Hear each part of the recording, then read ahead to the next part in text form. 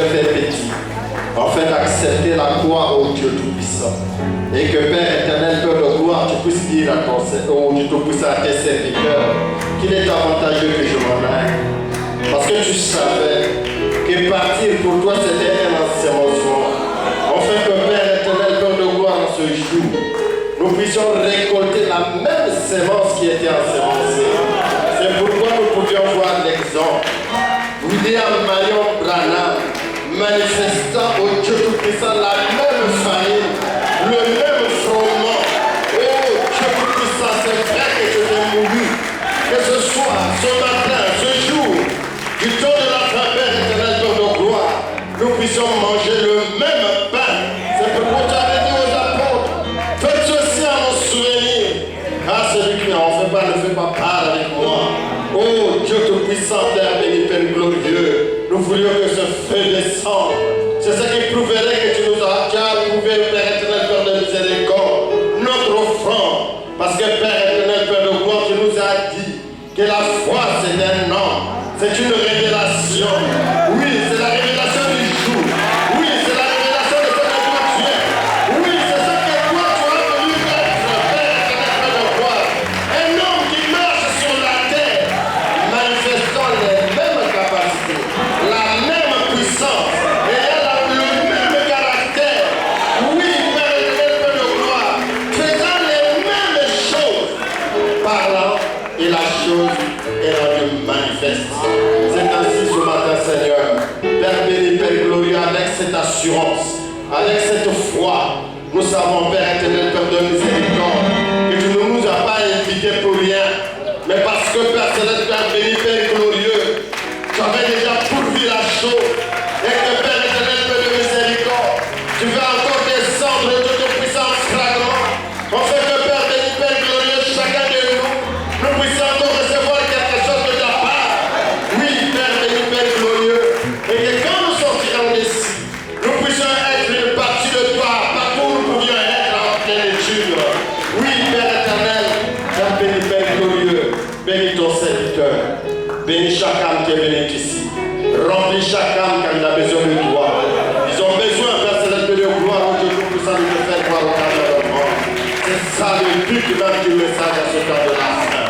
Oui, Père éternel, merci pour ce jour. Merci, reçois la gloire et l'honneur. Prends soin, Père éternel, de nos gloires, de cette activité ce soir. Dans les champs, oh Dieu, dans tout ce qui est ici. Où est notre cœur de la parole? Dans le nom précieux et glorieux de Seigneur Jésus-Christ. Amen. Seigneur vous bénisse. Je voudrais lire un poème que j'ai intitulé Regarder à Jésus-Christ. Dans la tiédeur de la nuit, je pense à Jésus-Christ, car il est mon appui. Il établit les chemins de ma vie, et je dis, j'aimerais plus de lui, car je ne peux marcher sans lui. Ignorant ce qui se passe la nuit, je me confie à Jésus-Christ, car c'est lui qui contrôle chaque vie. Je me réveille le matin redondant à lui. Par sa puissance, je m'accroche à lui, car il pourvoit l'essentiel de ma survie. Si seulement je suis soumise à lui, il me retire loin des ennuis. Là, j'ai la victoire sur mes ennemis. Son nom est immortel jusqu'aujourd'hui. C'est pourquoi tout genou fléchit devant lui. Car présent à chaque circonstance de la vie, Jésus pointe tous ceux qui s'attendent à lui. Là, les croyants ne font plus de compromis, car ils ont reçu le Saint-Esprit grâce à lui. Moïse a parlé d'un prophète comme lui. Ce prophète a été suscité depuis, et son message est venu jusqu'ici. Exactement comme la femme au puits, moi aussi je voudrais témoigner de lui. car même les rabbins juifs parlent déjà de lui. Voyant l'horloge, je vais être près de lui, oh, afin d'être enlevé avec lui. C'est ma prière tous les jours auprès de lui. Nous acclamons le Seigneur.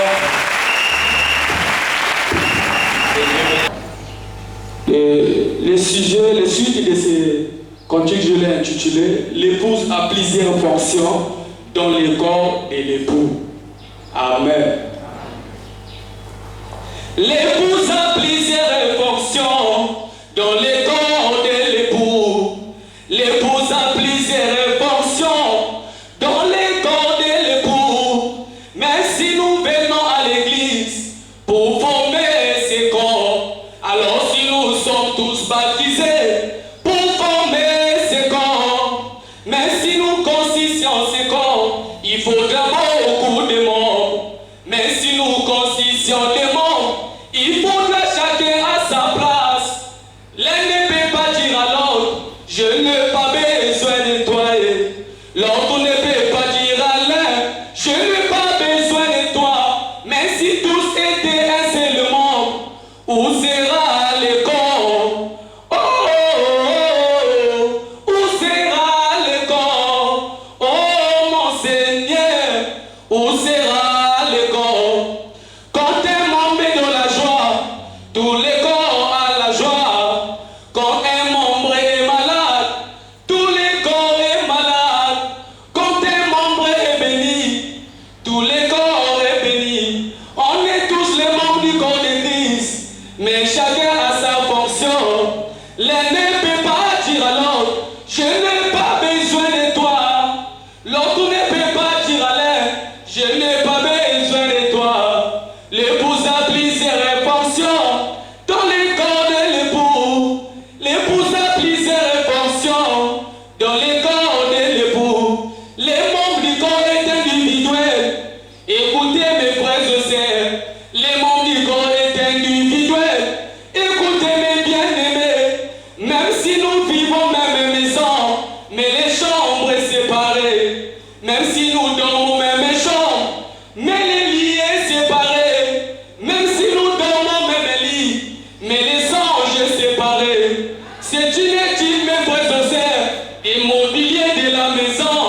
La chef ne peut pas dire à fauteuil, je n'ai pas besoin de toi. Fauteuil ne peut pas dire à télé, je n'ai pas besoin de toi. Mais si tous étaient d'un seul mobilier, où sera la maison? Oh, où sera la maison? Oh, où sera la maison? L'épouse a plusieurs fonctions dans le corps de l'époux. Kitos, Jimalo, Oya, que le Seigneur vous bénisse. Que le Seigneur vous bénisse. Vous savez, quand Adam était plongé dans un profond sommeil, en se réveillant, il trouva Ève. Et notre frère Matthieu aussi y est entré. Et lorsqu'il est sorti de son sommeil, il a trouvé la sœur Laure. Et si ce poème s'intitule L'impact du profond sommeil d'Adam. Il existe dans le royaume messianique un homme intègre et droit nommé Matthieu, fils du sacrificateur Laïc, fils de Malachie IV, de descendance noble, d'une race élue, d'un sacerdoce royal, d'une nation sainte, d'un peuple acquis. Le message de l'heure a fait de lui un grand homme, bénissant l'œuvre de ses mains et ses entreprises. Pensant à sa succession, il chercha dans son pays une épouse pouvant lui susciter une postérité, avec pour principe le profond sommeil d'Adam. Il rechercha sa côte en comparaison d'une aiguille perdu dans une forêt. Et comme il n'est pas bon que l'homme soit seul, dit l'Éternel, je lui ferai une aide semblable à lui. Car Dieu a trouvé bon de lui donner un don après le salut, à savoir une bonne femme. En sortant de ce sommeil, enfin, comme un coup d'éclair, il rencontra une jeune fille du nom de Laure. Ce nom est un parfum adoucissant des tempéraments colériques. Elle paraît comme l'aurore, belle comme la lune, pure comme le soleil à ses yeux. La regardant à travers les lunettes de Malachie 4, elle correspond parfaitement aux exigences de son fiancé. Vertueuse, douce, une dame, un prédicateur pour ses futurs enfants. Elle lui ravit le cœur, réveillant l'amour qui sommeillait dans son cœur. Il se décida alors de la racheter comme étant un rédempteur capable, devenant ainsi sa propriété privée. Laure a trouvé sa place de reine dans la maison de Matthieu et ils forment un couple éternel dont même la mort ne pourra les séparer. Que Dieu vous bénisse. Acclamons d'abord le Seigneur pour ce poème que Dieu nous bénisse dans nos maris. Ils viennent de l'Est et de l'Ouest. Ils viennent de lointains pays à la fête des rois. Thank you.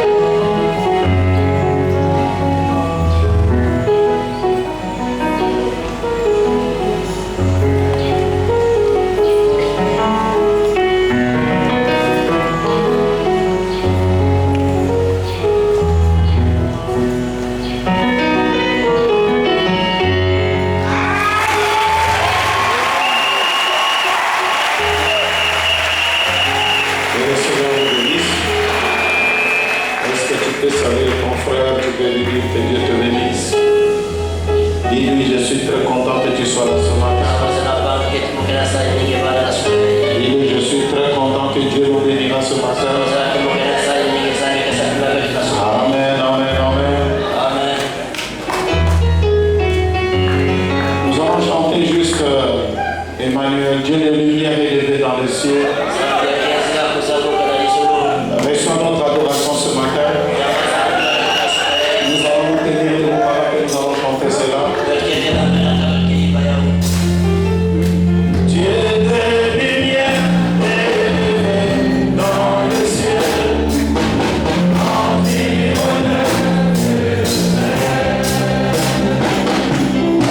Environné de louanges et de feu.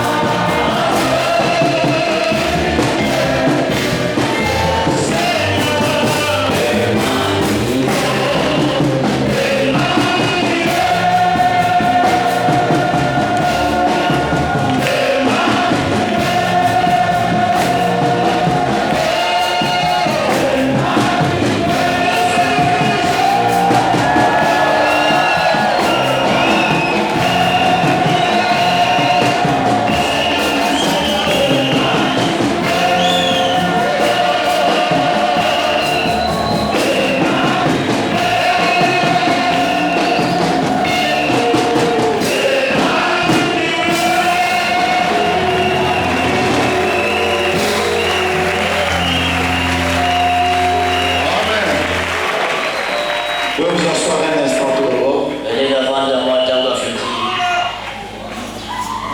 Remerciez le Seigneur pour sa grâce, pour sa bonté. Amen. C'est lui qui nous a donné ce jour et nous voulons le lui donner. Il mérite notre adoration. Il mérite l'honneur. Il mérite la gloire. Il mérite la puissance. Amen. Avant de commencer quoi que ce soit, je voulais un peu répondre à deux préoccupations de frères. Un frère qui m'a posé la question, si un frère pouvait remettre sa dîme à mes propres pasteurs,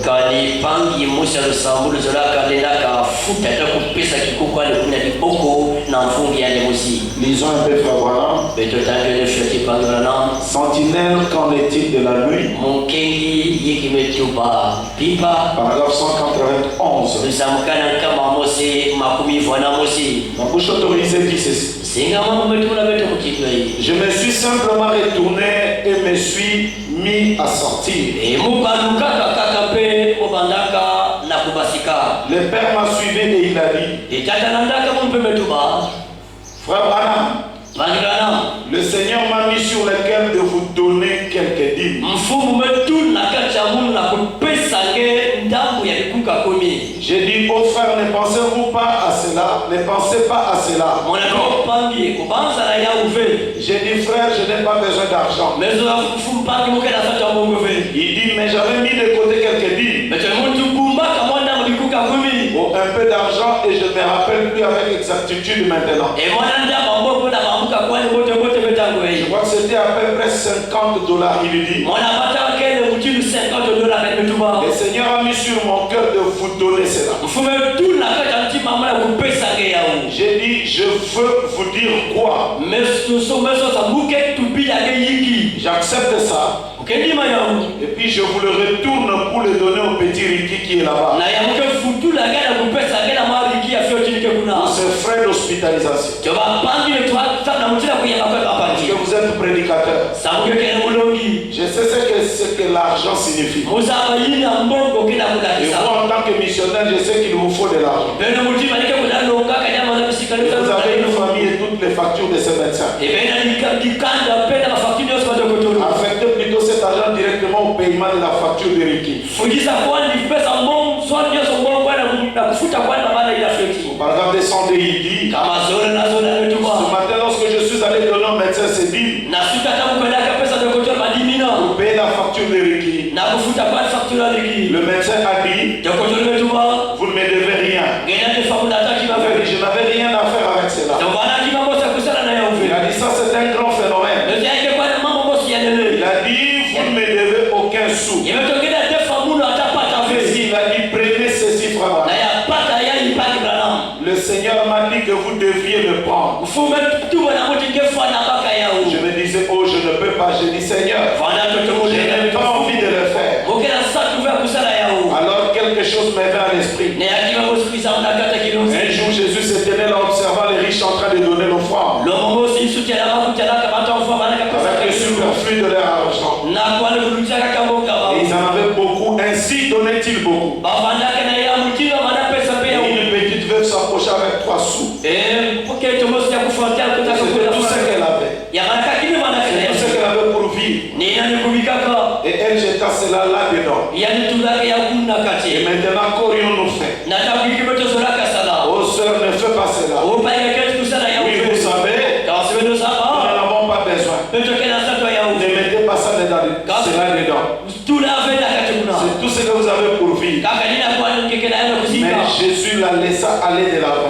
Et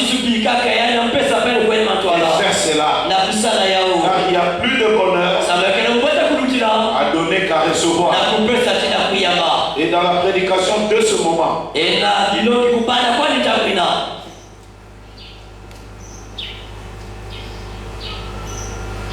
prêché le 16 juillet 1960.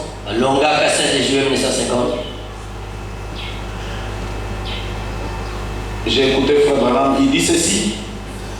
Merci ma petite soeur pour cette dîme. C'est juste au début, Frère Branham parle de cette fille. En tant que ministre, je suis censé recevoir des dîmes. Alors tous mes remerciements, ma petite amie. Que Dieu te bénisse à jamais. Ne laisse pas ta mère te dire que tu es grasse. Tu ne l'as pas voyé très bien. Elle a écrit ici, je n'ai pas lu cela. Elle a dit, maman dit que je suis grasse. Mais je ne le suis pas. Moi non plus, je ne pense pas que tu l'es. Mais si tu l'es, que Dieu t'accorde les désirs de ton cœur chéri. C'est ma prière. Si Dieu trouve que c'est important pour toi. Donc, Frère Branham ne trouve pas que cela soit mal. Il en a reçu directement de la main de quelqu'un. Et comme lui-même il dit dans question-réponse, ça dépend de ce que cet homme pour vous. Donner sa dîme à son pasteur, il n'y a pas de méchance. Frère Patrick, si tu as eu à discuter avec quelqu'un là-dessus, il est où le frère Patrick? Il m'a posé la question. Il est là. Si tu as eu à discuter avec quelqu'un, il n'y a pas de mal à cela. On peut donner ta dîme. Frère Branham en a reçu. J'ai beaucoup de citations, il recevait de la main. Il n'y a pas de problème en cela.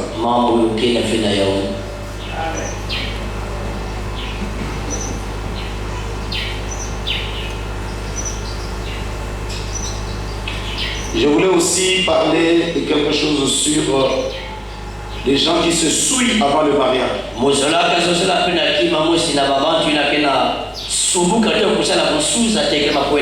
Avant que nous commencions sur la parole de Dieu, le message de ce matin, je voudrais que nous lisions quelques citations.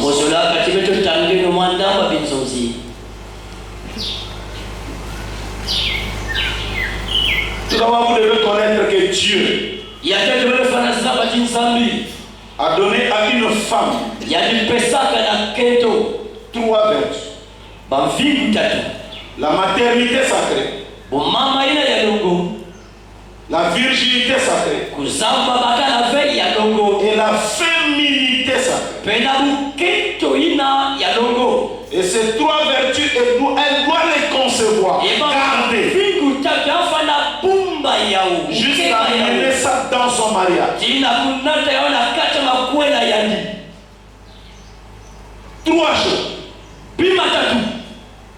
Virginité, féminité, la maternité. Elle ne doit pas briser l'une des vertus avant le mariage. C'est ce que nous dit la bouche autorisée. Ces trois choses, elle doit les amener dans son mariage. C'est ce qui fait que Frère Branham a dit, dans votre vie interdite de l'évangile, interdit de l'évangile, paragraphe 141. Si donc vous dites eh bien, si donc vous dites eh bien, je suis un bon membre d'église, cela n'a rien à voir avec la chose. Je sais que le païen, là-bas en Afrique, chez mes frères noirs, là-bas je trouve que ces gens ont une moralité